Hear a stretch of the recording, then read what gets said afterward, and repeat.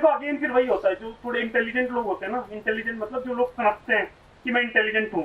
ठीक है, इंटेलिजेंट तो सभी होते हैं, कुछ लोगों को लगता है मैं ज्यादा इंटेलिजेंट हूँ, उनको क्या लगता है, जैसे मेरे को ऐसा लगता था, मैं इंटेलिजेंट नहीं हूँ लेकिन फिर भी मुझे लगता था कि मैं इंटेलिजेंट हूँ, तो मुझे ऐसा लगता था ये आंसर लिखना ना this is waste of time,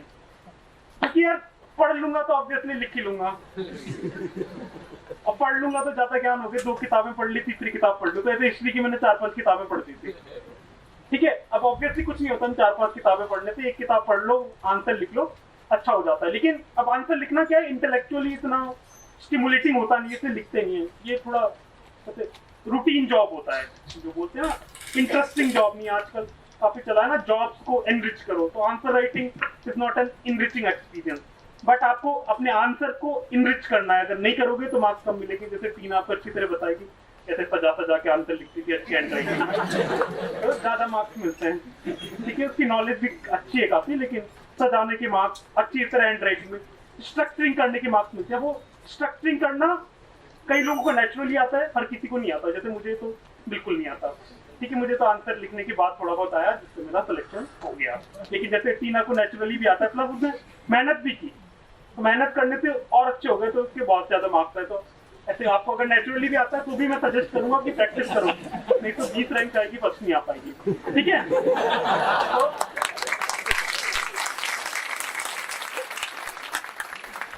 तो ऐसे होता है, तो ऐसे में कई लोग बोलते हैं यार लिखा ही नहीं जाता ऐसे, अबे लिखा नहीं जाता तो लिखना शुरू करो ना, कोई भी चीज किसी को भी नहीं आती है शुरू में, ठीक है, क्या मैं मजाक नहीं कर रहा हूँ, हंस लो कोई बात नहीं, मुझे ऐसा पसंद है, लेकिन सही बात बता रहा हूँ, ठीक है। अब देखो आपको एग्जाम्पल मिलेंगे, कई लोग बोलेंगे यार कि है ना मैंने तो पहली बार एग्जाम में ऐसे लिखा था, जाके 160 नंबर मिल गए, कोई बात नहीं मिल गए, तो अब क्या होता है, तीन लोग आपको मिल जाएंगे, तो पहली बार एग्जाम में लिखेंगे और 160 नंबर मिल गए यार उनको, तो आपको लगेगा कोई जरूरत नहीं, लेकिन ऐसे 3000 लोग होंगे जिन्होंने पहली बार एग्जाम में ऐसे लिखा होगा जिनके 60 नंबर आएंगे, वो बताने नहीं आते लोगों को, तो उनके बारे में पता नहीं होता, ठीक है। अब जब